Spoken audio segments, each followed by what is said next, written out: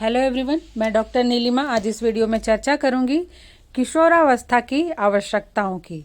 चर्चा आरंभ करने से पहले मैं ये बताना चाहूँगी कि मैंने कोर्स 2, 3 और 5 के सभी टॉपिक्स के वीडियो बना दिए हैं, जिसके लिंक आपको डिस्क्रिप्शन बॉक्स में मिल जाएंगे। इसके अलावा भी यदि आप बीएड के सिलेबस का हिंदी ट्रांसलेशन चाहते हैं, माइक्रो टीचिंग के विषय में जानना चाहते हैं, टीचिंग स्किल्स के विषय में जानना चाहते हैं, लेसन प्लान कैसे बनाएं, बीएड में एग्ज़ाम कैसे लिखें इत्यादि कई ऐसे टॉपिक है जिनके विषय में अगर आप जानना चाहते हैं तो उससे संबंधित वीडियो के लिंक भी प्लेलिस्ट में दिए हुए हैं, आप डिस्क्रिप्शन बॉक्स में जाकर देख सकते हैं। और यदि आप मेरे चैनल पर नए हैं तो इसे सब्सक्राइब कर सकते हैं, जिससे आपको मेरे आने वाले वीडियो के नोटिफिकेशंस मिल सकें। तो आइए शुरुआत करते हैं। किशोरावस्था की आवश्यकताएं। सबसे पहले हम इंट्रोडक्शन देखते हैं। किशोरावस्था यह 13 साल की आयु से प्रारंभ होकर 19-20 साल की आयु तक चलती है और किशोरावस्था को व्यक्ति के जीवन का मुख्य अवस्था कहा जाता है और कई कारणों से भी इसे तनाव एवं आंधी की अवस्था कही गई है, क्योंकि इस समय बहुत सारे हार्मोनल चेंजेस होते हैं किशोरों में, जिसका प्रभाव उनके मानसिक अवस्था पर भी पड़ता है, उनके संवेगों पर पड़ता है, उनके शारीरिक विकास पर पड़ता है। इसलिए इस समय जो किशोर है वो तनाव की भी स्थिति में रहते हैं, उनके सोच में, विचारों में, व्यवहारों में परिवर्तन आ जाता है। तो जहाँ तक किशोरों के शारीरिक, सामाजिक, व्यक्तिगत आवश्यकताओं का प्रश्न है, वह बालक एवं वयस्क की शारीरिक आवश्यकताओं के समान ही है। अर्थात जो बच्चे होते हैं या बड़े होते हैं तो उनकी जो शारीरिक आवश्यकता है उनके समान ही इनकी भी आवश्यकता है, किंतु फिर भी इस अवस्था की कुछ ऐसी आवश्यकताएं होती हैं जो अधिक विशिष्ट एवं प्रबल होती है, जिनका विवरण इस प्रकार है। सबसे पहले है स्वतंत्रता की आवश्यकता। किशोरावस्था में किशोर स्वतंत्र रहना पसंद करते हैं। ये अपने घर में एक अलग कमरे में सोना, पढ़ना, लिखना, रहना अधिक पसंद करते हैं, ताकि वे स्वतंत्र रूप से अपने कार्य कर सकें, उनकी स्वतंत्रता में कोई भी खलल ना डाल सके। वे अपने ढंग से जिंदगी बिताना चाहते हैं। माता पिता या फिर घर के जो बड़े बुजुर्ग होते हैं, यदि उन्हें रोकते हैं, टोकते हैं, समझाते हैं तो उन्हें बिल्कुल भी पसंद नहीं आता। किशोर को यह बिल्कुल भी पसंद नहीं होता कि स्कूल में आकर उनके माता पिता उनकी शैक्षिक उपलब्धि का विवरण देखें या स्कूल के अधिकारियों से बातचीत करें। इससे उनकी स्वतंत्रता की भावना को ठेस पहुंचती है। अर्थात इस अवस्था में जो किशोर एवं किशोरियां हैं वे स्वतंत्र रहना चाहते हैं, वो अपनी इच्छा से निर्णय लेना चाहते हैं, उन्हें रोक टोक पसंद नहीं होता है। तो यदि विद्यालय में शिक्षक वर्ग एवं घर में माता पिता किशोरों के साथ वयस्क के जैसा व्यवहार करते हैं और उन्हें अपने निर्णय स्वयं लेने देते हैं तो उनमें आत्मविश्वास या सम्मान बढ़ता है। साथ ही साथ उनकी स्वतंत्रता की भावना भी मजबूत होती है। अर्थात अगर उनके साथ बच्चों जैसा व्यवहार किया जाता है तो वो पसंद नहीं करते और उनके साथ यदि बड़ों के जैसा व्यवहार किया जाता है, उनकी बातों को सुना जाता है, उनके निर्णय को भी महत्व दिया जाता है, तो ऐसे में उनमें आत्मसम्मान की भावना जागृत होती है और उनमें स्वतंत्रता की भावना भी मजबूत होती है। नेक्स्ट है प्रतिष्ठा या पदवी की आवश्यकता। किशोर की सबसे महत्वपूर्ण आवश्यकता होती है अपनी प्रतिष्ठा या पदवी को बनाए रखना। इसके लिए वे हमेशा कोशिश करते रहते हैं। वे ये चाहते हैं कि अपने साथियों के समूह में उन्हें एक विशिष्ट स्थान मिले, एक विशिष्ट पदवी मिले। अर्थात उनकी बातों को उनके समूह में महत्व दिया जाए, उन्हें महत्व दिया जाए, उनके विचारों को महत्व दिया जाए और समाज के लोगों से भी उन्हें सम्मान मिले। परिवार में भी उनकी बातों को, उनके सोच को, उनके विचारों को या उनके निर्णय को महत्व दिया जाए। इसलिए वे वयस्क के समान व्यवहार करते हैं और बाल्यावस्था के व्यवहारों से दूर रहना चाहते हैं। अब वो बाल्यावस्था में जो व्यवहार करते थे, जिद करना, रोना, उससे अब उन्हें वो बचकानी लगने लगती हैं।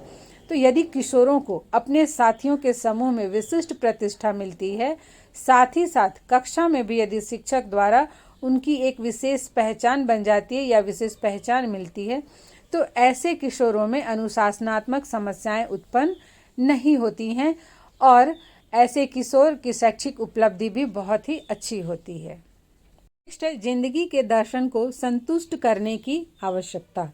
तो जैसा कि हमने दर्शन में पढ़ा था कि दर्शन का अर्थ होता है देखना, देखने का दृष्टिकोण, कि व्यक्ति अपने जीवन को किस प्रकार से देखता है, जीवन के लक्ष्य को किस प्रकार से वो समझता है।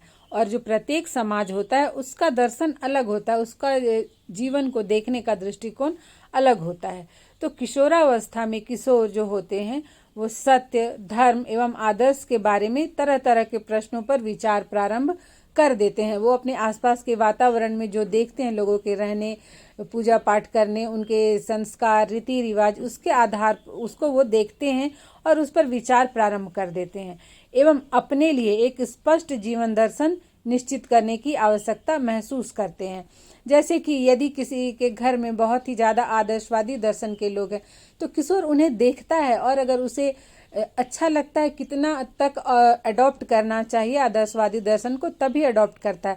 नहीं तो हो सकता है कि वो जो प्रयोजनवादी दर्शन है उसके विचारों से सहमत हो, जो यथार्थवादी दर्शन है उसके विचारों से सहमत हो। तो वो जो दर्शन होते हैं समाज के आसपास के, उनको देखता है और अपने लिए एक स्पष्ट जीवन दर्शन निश्चित करने की आवश्यकता महसूस करता है। किशोरावस्था में धार्मिक परिवर्तन या किसी आंदोलन में भाग लेने की प्रवृत्ति भी इनमें अत्यधिक तीव्र होती है। तो विद्यालय में शिक्षक किशोरों को समाज के दर्शन का ज्ञान देकर समाज के दर्शन के अनुकूल अपनी जिंदगी के दृष्टिकोण को विकसित करने में मदद कर सकते हैं, क्योंकि व्यक्ति क्या है, वो समाज का ही एक अंग है। उसे अपना विकास, अपनी सभी आवश्यकताओं की पूर्ति समाज में ही रहकर करनी हो। नेक्स्ट है करियर संबंधी मार्गदर्शन की आवश्यकता। किशोरावस्था में, जब किशोरावस्था समाप्ति की ओर होता है, बच्चे मैट्रिक कर लेते हैं या फिर 12th कर लेते हैं, तो उस समय वे अपने भविष्य को, अपने करियर को लेकर चिंतित रहते हैं।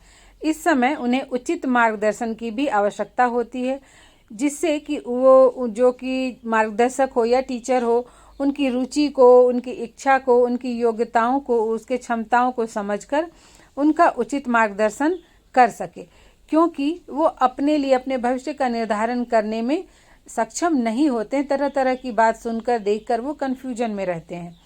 कभी कभी ऐसा भी होता है कि माता पिता अपने पेशे को अपनाने पर जोर देते हैं बच्चों पे, कि वो जो बनाना चाहते हैं बच्चा वही पढ़ाई करे। तो इस तरह से बच्चे जो हैं वो असमंजस में पड़ जाते हैं, जिससे कि भविष्य में वो उनका जीवन असफल भी हो सकता है।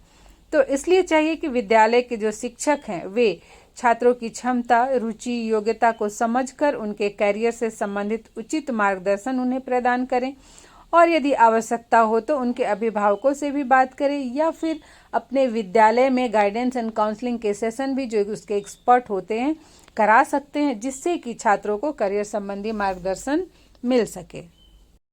नेक्स्ट है यौन आवश्यकताएं। किशोरावस्था में किशोर एवं किशोरियां लैंगिक रूप से परिपक्व हो जाते हैं। इनकी अभिरुचि भी एक दूसरे में बढ़ जाती है।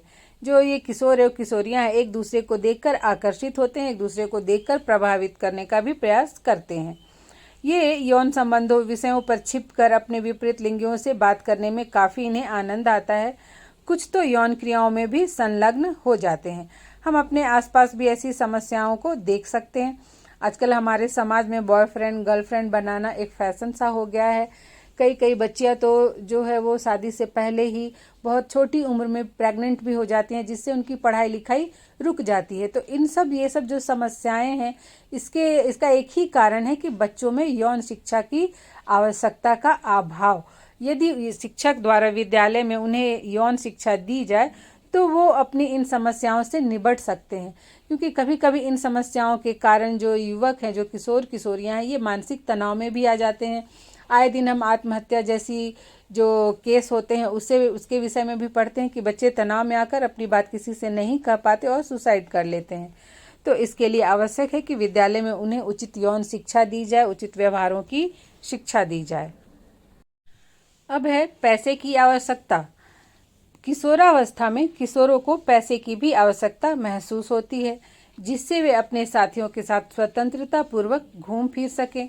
किशोरावस्था में किशोर अपने साथियों पर पैसे खर्च करके अत्यंत ही गौरवान्वित महसूस करते हैं। यदि माता पिता द्वारा उनकी आवश्यकता पूरी होती है तो वहाँ तक तो ठीक है, किंतु अगर ये पूरी नहीं होती तो कई किशोर उग्र स्वभाव के भी हो जाते हैं और कई किशोर तो पार्ट टाइम जॉब भी करना प्रारंभ कर देते हैं, कुछ गलत रास्ते भी अपना लेते हैं पैसे कमाने के। तो इस तरह से वो अपनी पैसे की आवश्यकता को किसी भी तरह से पूरा करने का प्रयास करते हैं। तो किशोरों को गलत रास्ते में जाने से बचाने के लिए शिक्षक एवं माता पिता के द्वारा किशोरों को उचित मार्गदर्शन दिया जाना चाहिए। किस तरह से अपनी आवश्यकताओं पर उन्हें नियंत्रण रखना है, किस तरह से किस आवश्यकता को महत्व देनी है, किस आवश्यकता को नहीं देनी है, इन सब बातों की उन्हें शिक्षा देनी चाहिए। तो इस तरह से जो किशोरों की आवश्यकताएं हैं उसे कुछ बिंदुओं में हमने पढ़ा, किंतु मनुष्य की आवश्यकताएं अनंत हैं जो कि समय एवं परिस्थिति के अनुसार बदलती रहती हैं। जैसे आज के समय में हर युवा की आवश्यकता क्या है?